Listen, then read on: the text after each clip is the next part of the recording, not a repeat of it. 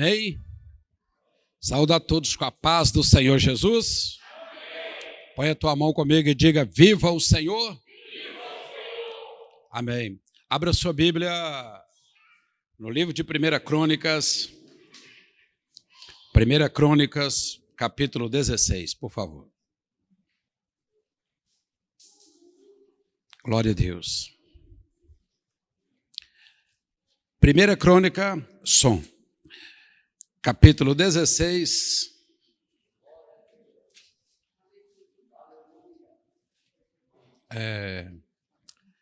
Segunda Crônicas, capítulo 16. Ei, som, A.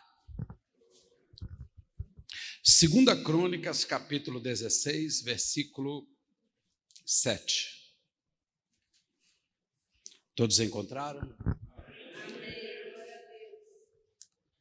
Naquele mesmo tempo veio Ananias, o vidente, a Asa, ou Anani, como queira, ao profeta, ao rei de Judá e disse: por que confiaste no rei da Síria e não confiaste no Senhor teu Deus? O exército do rei da Síria escapou das tuas mãos. Porventura não foram os egípcios e os líbios com um grande exército, com muitíssimos carros e cavalheiros? Confiava tu, porém, no Senhor, e ele os entregou nas tuas mãos? Porque quanto ao Senhor, seus olhos passaram por toda a terra para mostrar os fortes e aqueles que têm o coração perfeito para com ele. Pois procedeste loucamente assim, porque desde agora, então, haverá guerras contra ti. Porém, Asa se indignou contra o vidente e lançou-o na casa do tronco, porque disse: grandemente se alterou contra mim. Também Asa, ao mesmo tempo, oprimiu alguns do povo. E eis que os atos de Asa, tanto os primeiros como os últimos, estão escritos no livro da história dos reis de Israel. Viva! Podem todos se assentar. Profeta ou vidente é a mesma coisa. Anani ou Ananias é a mesma coisa também nesse caso aqui. Vamos falar Anani. Profecia, boca de Deus, Deus falando, sempre foi e sempre será algo muito sério da parte dele. Quero falar hoje: não destrua o seu legado na reta final. Vou repetir: não destrua o seu legado na reta final. É uma mensagem direta para todos nós. Estudando a vida deste rei, nós vamos entender que este rei, ele é bisneto de Salomão. Então nós temos aqui o rei Davi.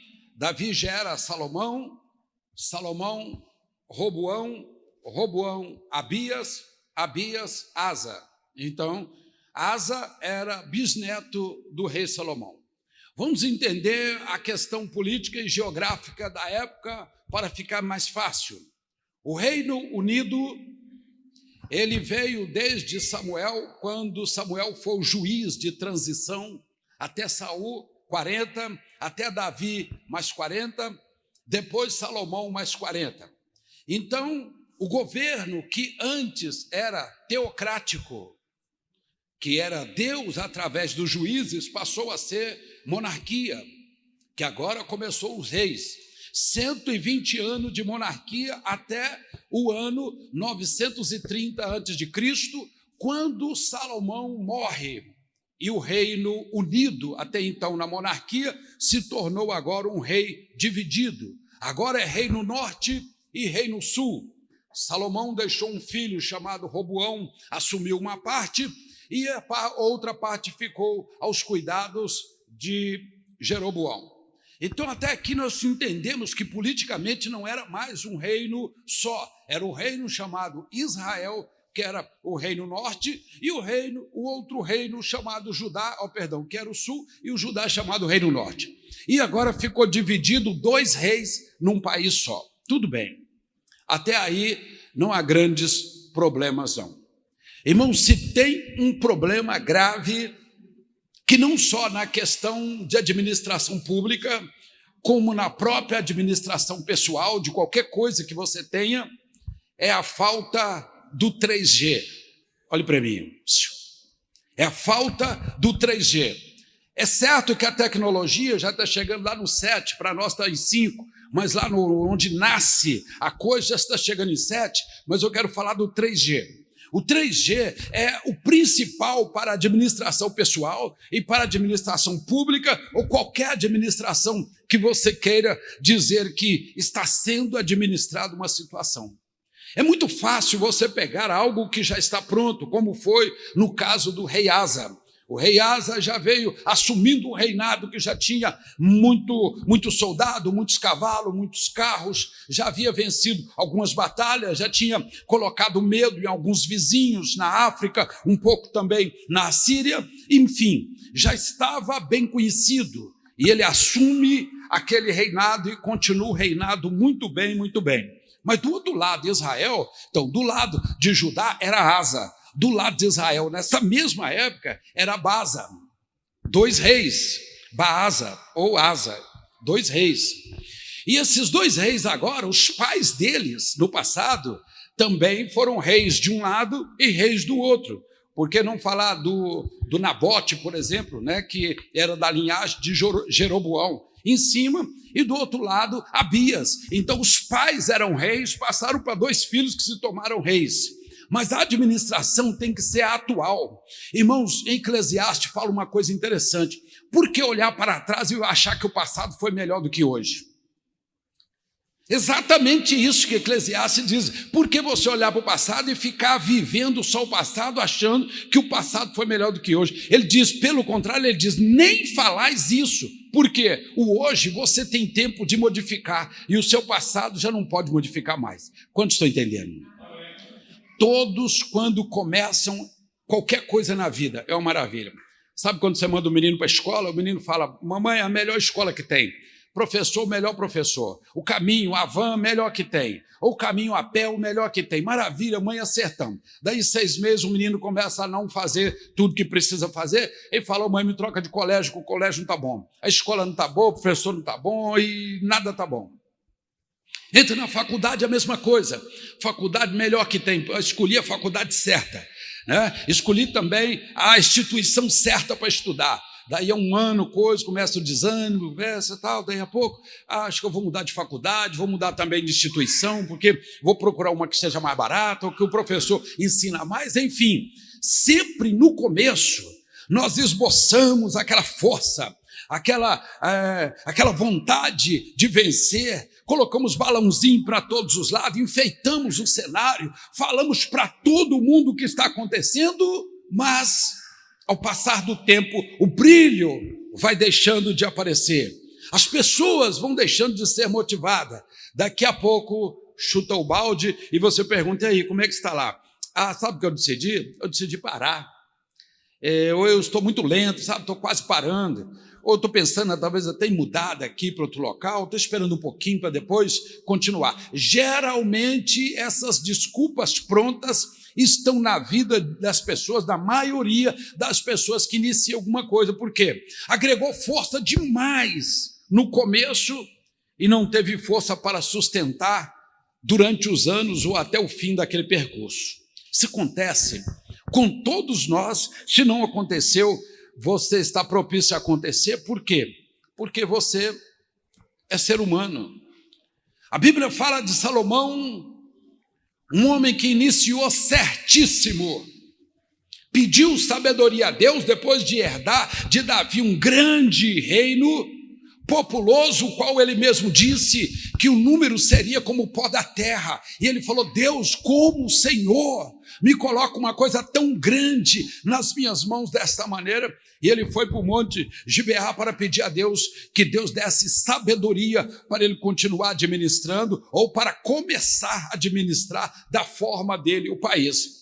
E pronto, falamos bem, falamos mal, jogamos pedra, batemos palma, mas ele recebeu de Deus o dom de administrar o país e ele fez o país dobrar em território, fez o país dobrar em condição financeira, em condição de guerra, em tratados, e ele fez coisas que ninguém fez, Salomão. Salomão reinou 40 anos, durante 36 anos aproximadamente, presta atenção, durante 36 anos aproximadamente, ele foi o número 1.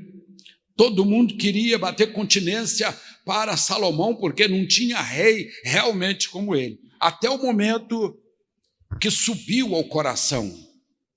Mas aqui, olhe para mim, o coração não é esse, é esse. Por isso que a gente fala, tem pessoas que deixam as coisas subir à cabeça, quer dizer, ao coração. Quando você abre a Bíblia, nos relatos que temos, que é escrito sobre a queda de Satanás, a primeira pergunta que Deus faz para aquele querubim é: por que Satanás deixou encher o teu coração de vaidade? Quer dizer, por que você deixou subir para a cabeça? Porque o coração é aqui, é a mente. Por que você deixou subir para a cabeça? Porque quando algo sobe para a cabeça, você acha que você é o único, que você é o melhor, que não tem ninguém melhor do que você, que ninguém faz o que você faz, você se torna um insubstituível, você é o máximo e daqui a pouco você vai querer candidatar a ser Deus também.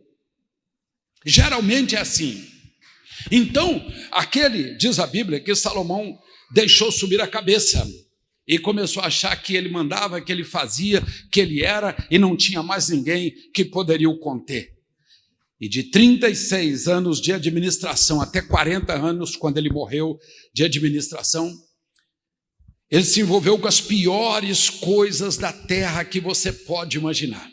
Coisas que eu não posso nem relatar aqui, e que não tem a ver com prostituição, não. Isso aí todo mundo sabe e fala. Eu estou falando coisas muito piores que Salomão envolveu, que se eu falar aqui eu balanço a fé de alguns. Então eu prefiro deixar você saber só que ele era esse cara mulherengo, prostituto, e que vendia o reino dele por qualquer dinheiro e coisa mais ou menos assim. Eu estou dizendo que na caminhada, quase chegando ao final da sua administração, uma administração que estava boa demais, ele deixou cair no final, quer dizer, destruiu o legado no final da carreira. Eu estou falando sobre isso. Ô pastor, mas ninguém fala de Salomão em Israel. Poucas pessoas falam de Salomão e não fala honrando Salomão. Mas Davi até hoje ele é quase Deus em Israel, para você entender mais assim, aberto. Porque ele foi uma pessoa que não deixou subir a cabeça, que começou de uma maneira fraco e terminou forte. E Eclesiastes capítulo 7, versículo 8, está dizendo assim: é melhor o final do que o começo. É melhor você ser tímido, você ser humilde, do que ser arrogante. É isso que está escrito em Eclesiastes 7, versículo 8.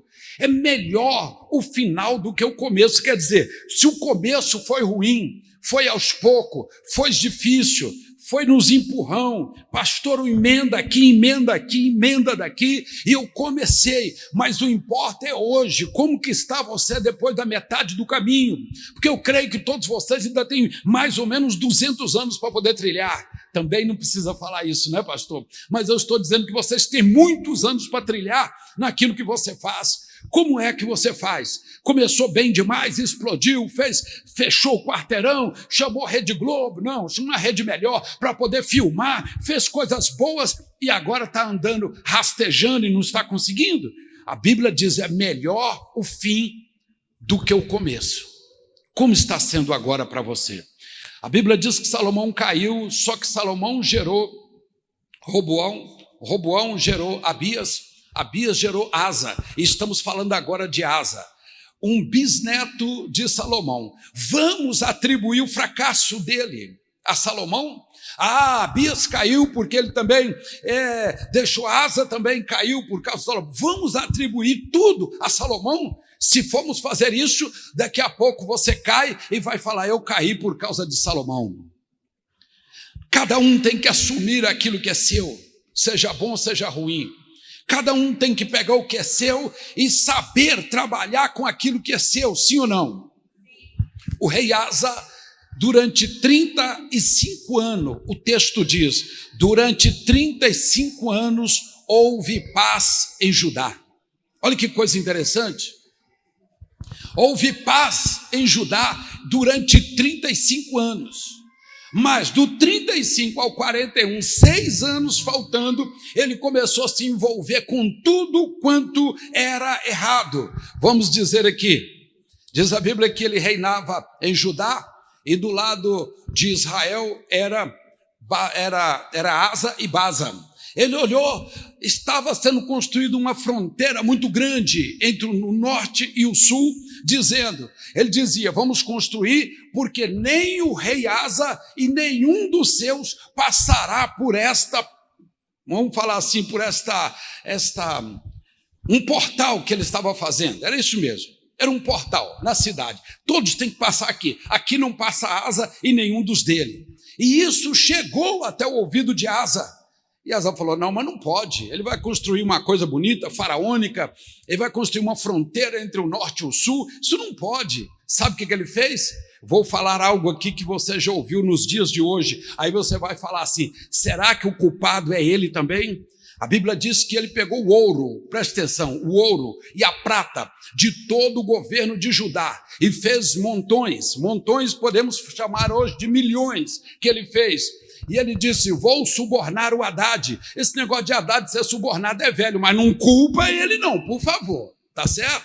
Vamos subornar o Haddad, porque o Haddad é rei da Síria, e o rei da Síria tem uma aliança com o governo de Israel, que é contra mim. Se eu subornar o Haddad e ele aceitar, ele vai contra Israel no meu lugar, e ele derruba a fronteira e nós podemos passar. Não precisou de muito não, irmão. Esse negócio de Haddad pegar bolinha, pegar dinheiro e fazer isso é velho, mas não culpa ele não, por favor. Chegou lá, foi lá, negociou com ele, deu dinheiro para ele, e o Haddad falou, pode deixar que eu vou até Israel e venço Baza. E ele veio com o seu exército, venceu e destruiu a parte daquela fronteira que estava em Ramá e tirou tudo aquilo ali e mandou o recado para Asa. Já fiz um serviço que você pagou, serviço sujo, destruir o que é dos outros, invejar aquilo que ele não construiu, usar de dinheiro público para destruir o outro governo. Tudo isso aconteceu. Talvez você nunca ouviu dessa história, mas foi uma história que aconteceu na época do rei Asa. Mas diz a Bíblia que ele, quando soube que o Haddad havia destruído, através do governo de Damasco, do governo da Síria, destruiu Israel, sabe o que o rei Asa fez? Chamou todo o povo de Judá, subiu até a fronteira e pegou as melhores pedras, as melhores madeiras, roubou o que tinha e o que não tinha, escavou as pedras, levou madeira, levou tudo de bom que estava lá e atravessou para o lado de Judá e edificou em 2 cidades pequenininhas. Diz a Bíblia que ele edificou em 2 cidades pequenininhas para poder usar do dinheiro que ele tinha roubado. Aí eu vou te dizer, a Bíblia diz, os olhos de Deus estão sobre toda a terra, sim ou não? Vendo o coração do bom e do mal, aqueles que têm boa ou má intenção. E o coração de Deus passou e viu aquilo. Na mesma hora, Deus levantou o vidente. Deus levantou o profeta, vidente e profeta é a mesma coisa. Se quiser tirar dúvida, 1 Samuel 9:9. Está escrito que os videntes daquela época, hoje são chamados profetas. Então está falando da mesma coisa. Pessoas que têm clara evidência, quer dizer, que vê no mundo espiritual a cores, que não vê só preto e branco não, vê a cores. São pessoas que têm 3G. Geralmente são pessoas que têm 3G. Né? E depois eu vou explicar o que é isso, também senão fica ruim, né? Os 3G. Mas o profeta levanta e diz, ó rei, por que deste as costas para o Senhor? Ele podia lembrar do bisavô, que deu as costas para o Senhor e edificou um Deus para ele, Salomão, podia lembrar. Mas o profeta continuou, você esqueceu da vitória que você teve contra o Egito e contra a Líbia? Os dois no continente africano que veio contra vocês com milhares de carros e cavaleiros armados, e vocês com um pouquinho, mas com o Senhor vocês venceram. Você esqueceu disso? Por que agora confias no rei da Síria e dá as costas para o Senhor? O profeta Anani dizendo para ele, falando para ele com todas as palavras, e ele sério olhando o profeta, e o profeta diz: por causa disto que você encheu o seu coração, agora haverá guerras contra ti. Eu vou me transportar um pouquinho aqui para 3 semanas atrás, quando eu falei de Jeremias capítulo 36, quando Jeremias era o profeta do rei Ezequias na época, mais ou menos na mesma época desse acontecimento aqui, que Jeremias entrega a profecia para o rei Ezequias, a profecia vinda de Deus, e Zedequias não quis dar ouvido a Jeremias. E diz a Bíblia que Deus falou: Jeremias, compra um cinto de linho fino. O cinto não era para usar assim como nós usamos debaixo da calça. Ele é para usar por cima aqui, largo, 20 centímetros largo. E o cinto da época de Jeremias era cinto rural, era couro, como Elias, como João Batista, as pessoas rural. E Deus dá a profecia agora para a zona sul, que é Jerusalém, o lugar mais rico. Então Deus fala: para lá você compra um cinto de linho, para você profetizar para eles. E ele foi, comprou um cinto de linho e falou: agora você vá lá pertinho, lá na Mesopotâmia, vá lá entre os rios, vai lá e enterra este cinto na rocha. E diz a Bíblia que ele enterrou o cinto, e passado um tempo ele voltou, porque Deus falou assim: vai lá e tira o cinto onde estiver. E ele foi até o rio Eufrates. Chegou lá, tirou o cinto grande, largo, de linho, fino, branquinho, estava podre, estava sujo, cheio de bichos. E na hora que ele falou: Deus, agora está aqui desse jeito, não serve para nada. Deus falou: então coloque este cinto agora, vá, coloca o cinto, tá certo? Vai lá no palácio e deixa ser visto. Deixa que todos vejam. O profeta tinha o direito, mas ele poderia ter dito assim: Senhor, é uma vergonha para mim, como profeta, vestir dessa maneira. Na presença de todas as pessoas, Senhor. Vão passar 30 anos, 40 anos, se não for registrado pelo escriba, como foi. E vão estar lembrando que eu andei com um cinto podre dentro de Jerusalém, em frente aos palácios. E Deus falou: pois esta é a exata situação que eles estão vivendo no momento. O profeta tem que sentir o que eu sinto. O profeta tem que sentir o que eu sinto em relação à situação que eu quero falar. Então é isso mesmo, pode ir de cinto podre. Então ele andou de cinto podre, falou para o rei, profetizou pesado para o rei: assim como está o meu cinto, está a sua administração, assim como está o meu cinto, estão a vida de todos vocês, a começar com a sua, ó rei. E quando ele disse isso, o final do 37, o 38, mostra a ira do rei contra ele, e pegaram Jeremias e colocaram no poço, no buraco. Por quê? Nós temos muitos profetas hoje. Eu fico feliz quando eu vejo profeta, irmão. Eu gosto de profeta, tá certo? Existe profeta familiar, existe profeta para a rua direita, existe profeta para o centro de Belo Horizonte, existe profeta para ficar na beira da avenida, quando passam os carros, ele já profetiza dentro da janelinha do carro. Existe profeta de igreja, de denominação. Mas eu disse uma palavra aqui, fui um pouco retalhado por alguns, mas eles são importantes na nossa vida, porque senão não tem como burilar o diamante, não é verdade? Que depois das pregações viraram para mim e falaram: seu pastor, você não conhece todo mundo, você não pode falar que não tem, porque você não conhece todo mundo. Eu falei: com certeza, eu bato palmas para você acerca disso, mas me mostra um profeta a nível nacional no Brasil. Não tem. Eu sou profeta, mas eu sou profeta de igreja. Não há profeta a nível nacional, sabe por quê? Se de repente mandar via amigo, via deputados bons ou deputados ladrões, ou seja o que for, vão procurar algum governo militar para tentar uma boquinha para entrar lá e conseguir uma vaga para falar com o presidente. Sabe o que o profeta, entre aspas, vai fazer? Vai na melhor loja comprar o melhor terno. Se o carro não é bom, ele aluga naquelas empresas e pega um carro bom para poder fazer volume. ele vai levar alguém que fala um português correto, ou inglês, ou que tenha um conhecimento maior, porque o profeta quer mostrar um rompante quando ele chega, que na realidade ele tinha que chegar como um mendigo.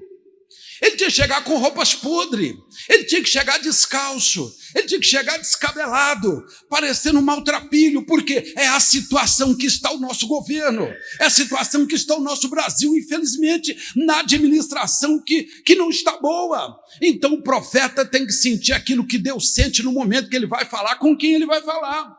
Então o profeta quer chegar ali parecendo um rei para poder falar. É por isso que eu digo que não há profeta hoje a nível nacional. E você lendo Jeremias 35 ao 38, você há de convir comigo que não há. Então algumas pessoas me pontearam aí, né?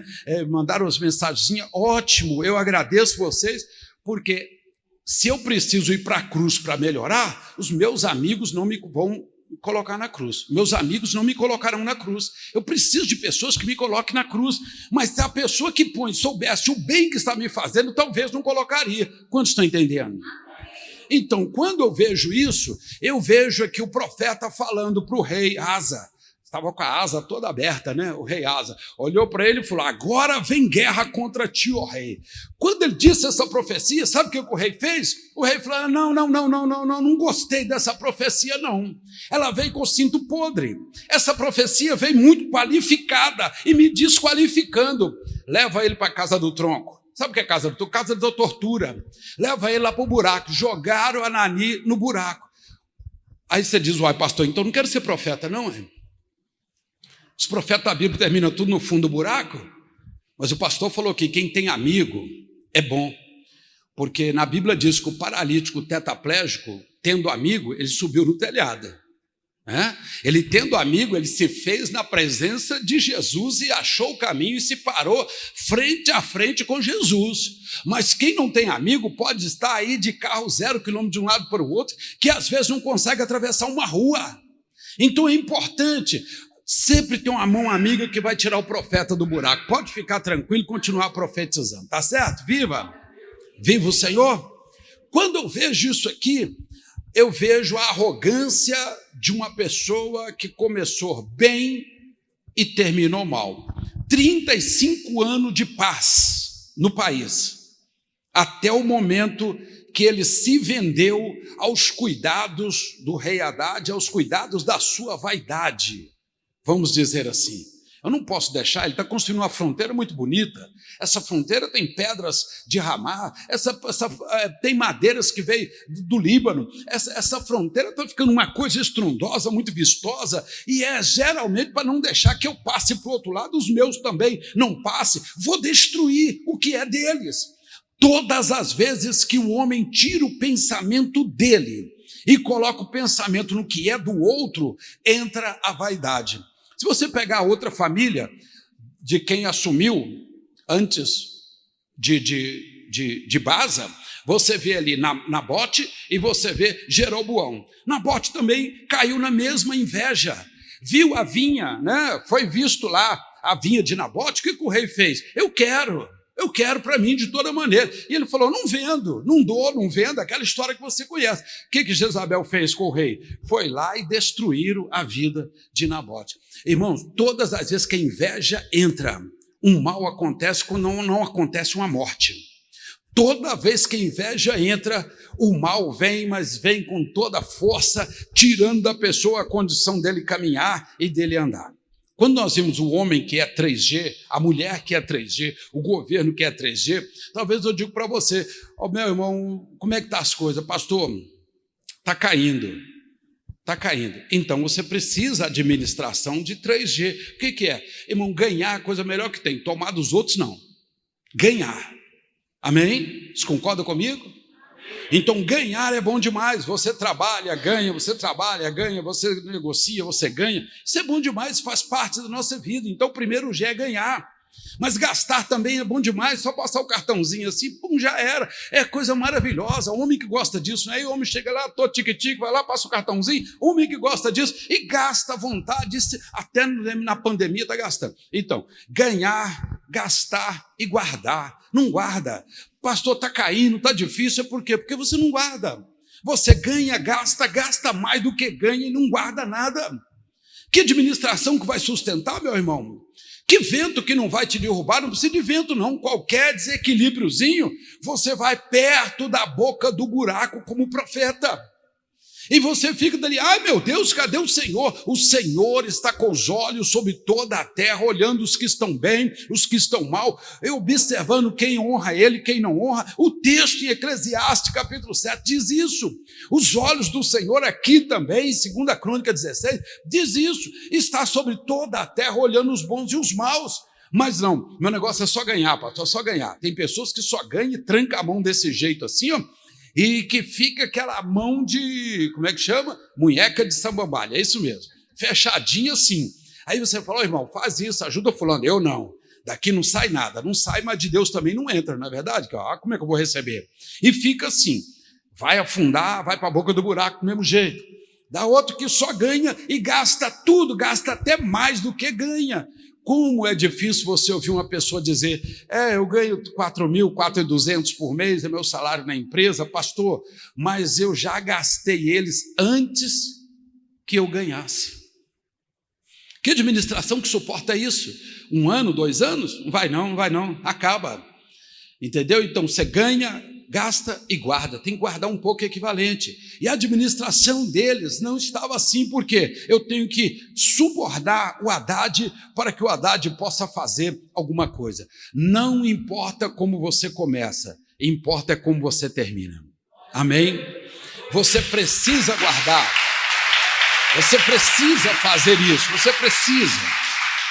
Quando você vê a Bíblia em 2 Crônicas, capítulo 7, versículo 15, o Senhor diz, pois agora, se você está fazendo certo, pois agora os meus olhos estão sobre esta casa, os meus ouvidos estão atentos a todas as orações que se fizer neste lugar. O Senhor diz isso, porque os olhos do Senhor estão sobre toda a terra. Você quer o favor de Deus? Toca no altar.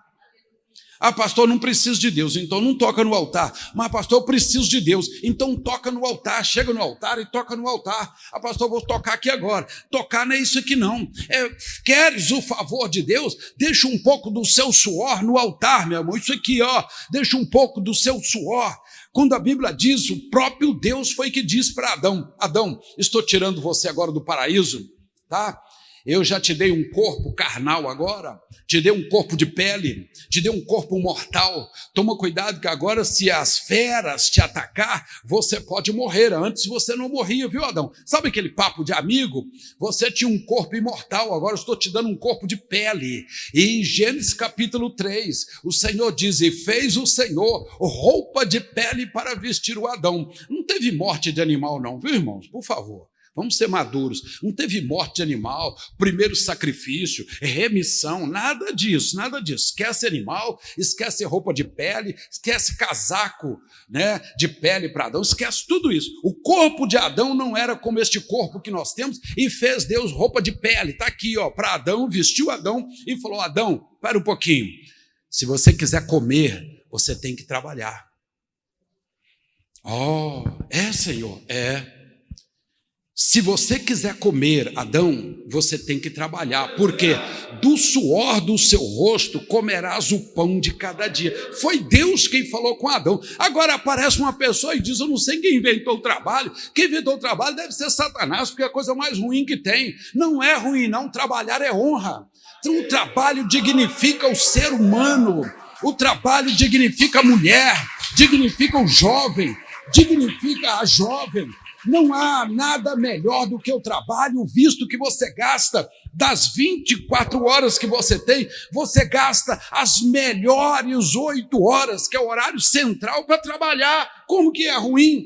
Agora tem pessoas que dizem, pastor, eu não gosto de trabalhar.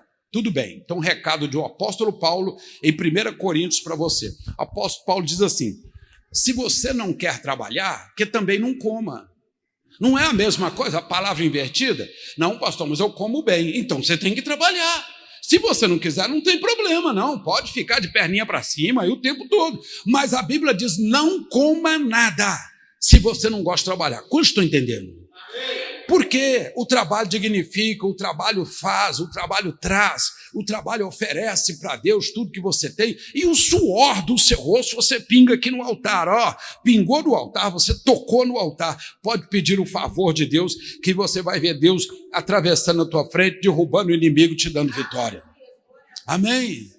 Coisas pequenininhas que nós podemos fazer e desviar deste acontecimento do rei Asa, porque o rei Asa jogou o profeta no buraco e falou: estou livre. Deus olhou para o profeta e falou: para te mostrar que a árvore grande a gente corta por baixo. Tem pessoa que fala: nossa, cresceu demais. Irmãos, quanto mais alto, melhor é a queda. Não precisa nem de gritar árvore, né? Pode gritar asa mesmo.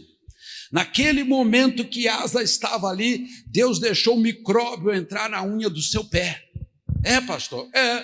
Um micróbio entrou na unha do pé do rei, aquele pé que era tratado, beijado, massageado na banheira com ervas, todo dia direitinho ali, que fazia suas unhas todo dia direitinho. Deus deixou que uma bactéria entrasse na unha do pé, de um dos pés só de Asa. Entra no pé, começa a comer o dedo e começa a comer o pé dele. O texto diz assim no final, diz assim: e caiu Asa doente dos seus pés no 39º ano do seu reinado, porque grande e por extremo era a sua enfermidade, contudo a sua enfermidade, nela ele não buscou o Senhor, mas buscou os médicos. Asa dormiu com seus pais e morreu com 41 anos de reinado.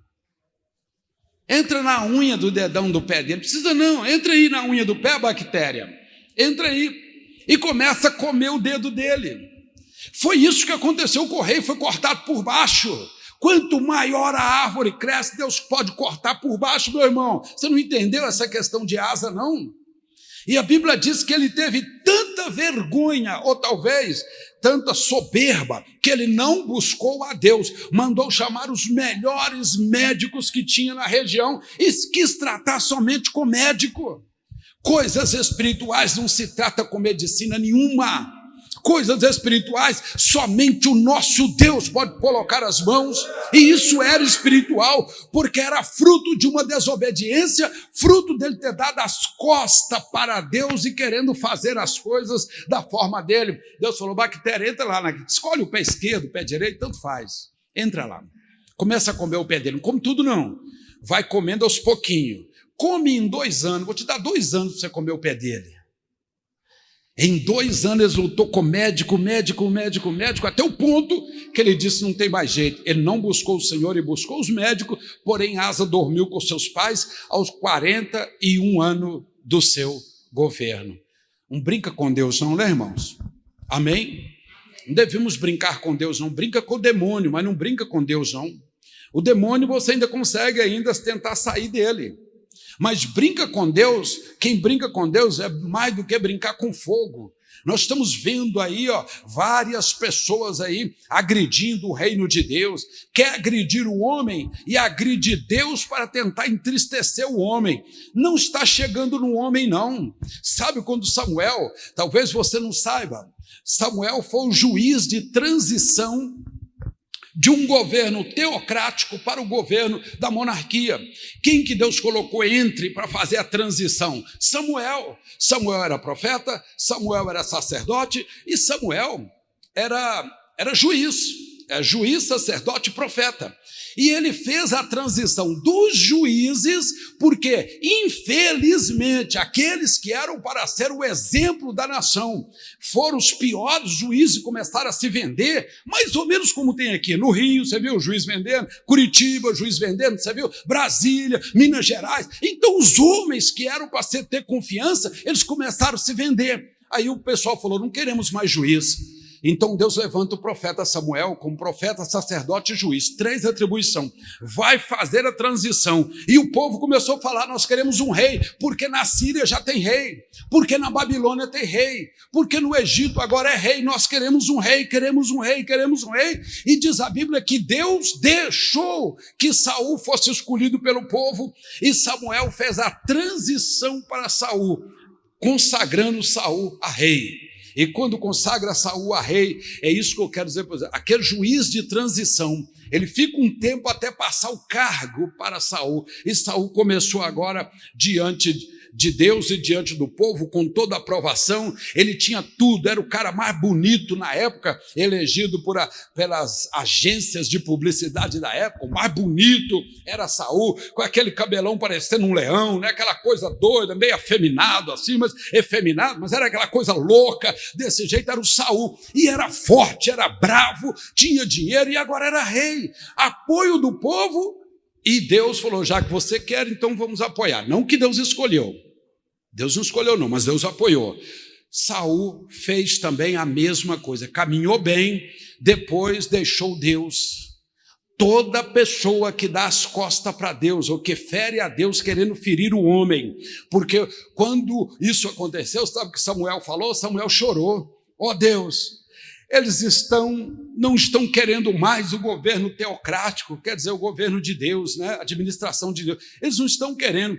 Deus falou, Samuel, levanta, Samuel, tira a tristeza, Samuel, alegra-te, eles não estão rejeitando você, mas eles estão rejeitando a mim. Olha o que Deus fala com Samuel, eles não estão rejeitando você, levanta filho, vai fazer o seu serviço, eles estão rejeitando a mim. Então, quando você vê esses cenários de pessoas blasfemando contra Deus, contra Jesus, contra a igreja, usando o nome de padres, de pastor, de bispos, e fazendo chacota e tudo, a gente fica meio assim, sem graça com esse povo, não querendo nem olhar esse povo mais, desse tipo assim, mas eles não estão mexendo com a gente não, irmãos, estão mexendo com Deus, e ai daquele que cair nas mãos de um Deus vivo, diz a palavra de Deus, horrível coisa é cair na mão de um Deus vivo. Me diga, esses homens daqui um tempo, como será a vida deles? E muito mais no porvir, porque você pode viver a vida toda aqui, mas nós vivemos aqui era para entrar na vida eterna, sim ou não? Estamos prestes a entrar na vida eterna através do arrebatamento da igreja, é por isso que nós estamos aqui, amém, igreja?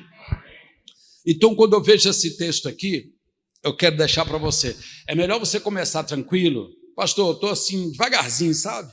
Mas tudo bem, meu irmão, o que importa é que você está caminhando de cabeça erguida, você não está tomando nada de ninguém, você não está fazendo como o rei Asa, você não está fazendo como o rei Acabe, está fazendo como o rei Saul, você está tranquilo dentro do seu reinado, você está em comunhão com o seu Deus, pastor, mas tem algo na minha unha, pastor, tem algo no meu pé, pastor, tem algo um órgão vital meu ou de algum da minha família.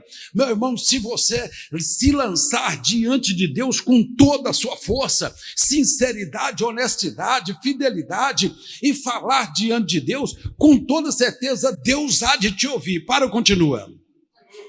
Viva! Sabe por quê? Infelizmente nós hoje, eu sei que aqui tem muito crente velho, isso é bom, crente velho é igual mocotó mesmo, é bom demais. Quanto mais velho você fica, melhor, mas quando é emburrado, pior você fica.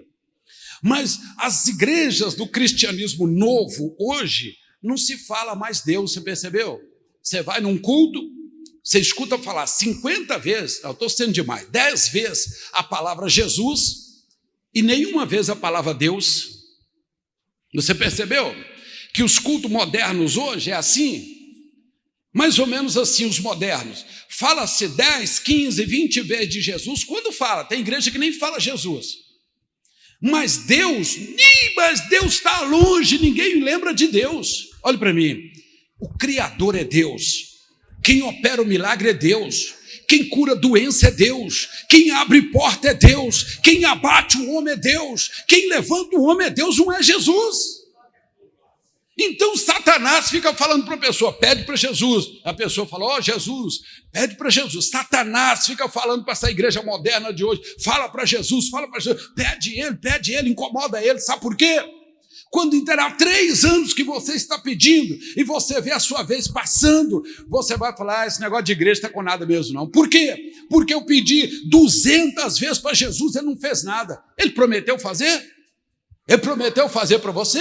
Não, a palavra diz que não. Ele diz: tudo quanto você quiser, você tem que pedir para o Pai, em meu nome, para que Ele faça, mas não sou eu que faço. A igreja moderna hoje, impulsionada lá no final da linha por Satanás, fica falando, grita Jesus. Tem pessoa que já inicia assim: ó, irmão, estamos aqui em nome de Jesus, vamos orar a Jesus, ó Jesus, em nome de Jesus, vai tudo Jesus. Jesus demais, irmão, dá problema, tá? É igual graça demais, vira desgraça. Tudo é graça, vira desgraça. Tem um limite certo para tudo. Primeiro é Deus, honra o seu Deus. Ninguém tem o filho se não tem o pai. O próprio Jesus disse: se você não honra o pai, por que você tem o filho? Se você só honra o filho, não tem o pai. Tem que honrar o pai. Pastor, então como é que é isso? Clame a Deus, meus irmãos. Deus, Pai, é o Pai Nosso, lembra disso. Senhor, fala para Ele, Eterno, Hashem, qualquer nome que você achar que não dá para você impulsionar, fala Deus. Ele faz isso para você lá do alto céu. Ele se curva para você, como se diz: o que você quer, meu filho? É em nome do teu filho Jesus que eu quero pedir. Muito bem, ligou, pode pedir. Mas não é Jesus quem faz, é Deus quem faz. É Deus quem opera. As igrejas não falam mais Deus. Repara para você ver. Quando você pergunta, você crê na Trindade? Oh, eu creio na Trindade. Mas que Trindade é essa que não tem Deus na Trindade? Então vamos mudar um pouco. Você quer uma operação de Deus? Tem ferida no pé? A ferida está no órgão vital, passou para alguém da família, uma doença que já passou para o avô, já passou para o pai, já teve no bisavô também, agora está num filho. Meu irmão, é hora de um cristão colocar ponto final nisso. Isso tem que partir de você, não é de um pastor. Primeiro parte de quem está com sofrimento. Procura. O que é que caiu? Foi o machado? Onde que caiu? Na água. Quem você está procurando para ajudar? O profeta. Então está tudo certo. Se não estiver, você morre como o rei morreu com uma doencinha no pé. Mas não joga a culpa no Salomão, não, por favor. E nem em Deus. Aqui na igreja, graças a Deus, nós honramos o nome do Senhor. Que Deus seja louvado, sim ou não? Não é Jesus seja louvado, que a glória seja dada a Deus, sim ou não? Não é glória para Jesus, Jesus não aceita glória. Isso aí, Jesus não quer glória e nem pediu glória. E o primeiro que fez, ele falou: por que você faz isso? É só Deus que é bom. Fala para Deus, para o meu Pai, dá glória para o meu Pai. E fala para Ele que é em meu nome, que aí Ele opera. É isso que nós temos que entender. A partir desse momento, sua vida muda se você entender isso. Quantos entendem? Pastor, irmão, eu sou da era mais antiga. Eu terminei meu seminário, meu terceiro ano de seminário, Seminário Bíblico Mineiro, em 87. 87. Sou daquela turma antiga, que a maioria dos pastores mais velhos hoje nas igrejas é da minha turma também. Nesta época se falava muito Deus, muito Jesus, muito Espírito Santo, mas hoje não se fala Deus mais, hoje é só Jesus. Quando se pronuncia por uma força de expressão, chamamos de papai querido, chamamos de qualquer coisa que a gente usa para falar assim, mas não pode ser assim. Direciona ao autor e consumador da fé, que é o Senhor, tá bom? E Ele enviou Jesus para nos salvar. Somos salvos por Ele? Somos salvos por Ele. Só Ele pode salvar, mais ninguém. Jesus pregou para você, deixou o evangelho, evangelho de salvação, mas não eliminou Deus não, Deus está lá no trono, amém, igreja? Deixo essa palavra com você, e é uma mensagem um pouco mais antiga, mas é essas mesmo que traz a vitória que nós precisamos no dia de hoje, tá? Que Deus te abençoe e te dê força para caminhar. Eu só pergunto para você, sabe o que foi que caiu? Ah, não sei, então procuro saber, foi o machado? Onde foi que caiu? O que caiu, onde caiu e quem você está procurando ajuda. Essas três coisas resolvem qualquer problema que você estiver vivendo hoje. Se é amigo, meu irmão, paralítico vai no telhado se tem amigo. Mas se não tem, você pode estar bem que você não atravessa uma rua. Que Deus te abençoe. Deixa essa palavra aqui, vou fazer uma oração agora por você. Ah, com certeza, fazer uma oração para Deus te abençoar, porque quando você lê Deuteronômio, capítulo 28, versículo 7, está escrito que bendito serás ao entrar e bendito serás ao sair. Eu não posso só bendito eu entrar e maldito eu sair. Pastor, comecei uma coisa muito boa, mas que me deu uma dor de cabeça, que me arrebentou, pastor. Ué, mas essa Bíblia diz, Deuteronômio 28, na promessa da virada, que é aquele capítulo todo. Ele diz, se você crê na profecia, inclusive ele diz assim, se atentamente os ouvires ao Senhor teu Deus, tendo cuidado de guardar tudo quanto ele te falou. Ele falou com você hoje? É essa palavra aqui que ele está falando. Mas agora já não é essa aqui não, é essa que você ouviu agora. Você tenha cuidado de guardar, quer dizer, de pegar esta palavra para você. Todas as bênçãos te correrão atrás de ti e te encontrarão. Todas as bênçãos correrão atrás de ti e te encontrarão. Se estiver na cidade, ela vai. Se estiver no campo, ela vai. Bendito ao entrar e bendito ao sair. Que Deus deixe essa palavra no teu coração. Se Deus falou um pouquinho com você hoje, e esse pouquinho você der atenção, as bênçãos já passam a correr atrás de você. Deus te abençoa. Vamos fazer uma oração? Vamos ficar de pé? Vamos falar com o nosso Deus. Ô, irmão, como é bom falar com Deus, viu? Como é bom falar com Deus. Vamos falar com Deus em nome de Jesus. Vamos falar com o Pai em nome de Jesus. Vamos entregar ao Pai as nossas dificuldades, mas eu não posso fazer por você uma coisa que eu não sei. Você sabe, fala com Deus hoje. Todo ser humano tem 10 coisas que ele precisa resolver. Todos. Qual é a prioridade das 10? É essa que você vai falar hoje. Então já eliminamos. Todo ser humano tem 10 pedidos para Deus, 10 pedidos rápido. Dos 10, qual é a prioridade? É esse que você vai colocar diante de você agora e falar nesse momento junto comigo. Feche os seus olhos, concentre agora na pessoa do Deus Todo-Poderoso. Querido Deus, Criador dos céus e da terra, Pai do nosso Senhor e Salvador Jesus Cristo, estamos aqui nesta noite e clamamos ao Senhor. Ó Deus, sonda o nosso coração, a nossa mente, como está escrita a Tua palavra, que o Senhor olha a todos os cidadãos da terra, olha o que é bom, o que é mal, o que precisa de um conserto, o que não precisa, e coloca Tuas mãos fortes sobre nós neste momento. Aqui há pessoas que têm algo que precisa, ou talvez precisava até de ser resolvido ontem, Senhor. Então hoje para ele parece ser passado. Senhor, eu ajudo na oração esta pessoa que está com o pensamento em oração, que está falando do jeito dele com o Senhor. Há coisas que têm datas, há coisas que vencem, há coisas que a enfermidade está subindo da unha para o pé. Senhor, em nome de Jesus, nós estamos pedindo ao Senhor, paralisa este mal e dá esta prova de fé para o teu filho que está presente ou que está do outro lado agora, ouvindo esta oração e participando desta oração. Se for doença que já está tomando conta, Senhor, eu peço ao Senhor agora, põe as tuas mãos, Senhor. Tu és o Deus Todo-Poderoso, o Senhor pode. Faça paralisar este mal. Enfermidade também, faça paralisar esta enfermidade. Doença e enfermidade, sai deste corpo, onde você estiver localizada, estiver na unha do pé ou num órgão vital, sai daí agora,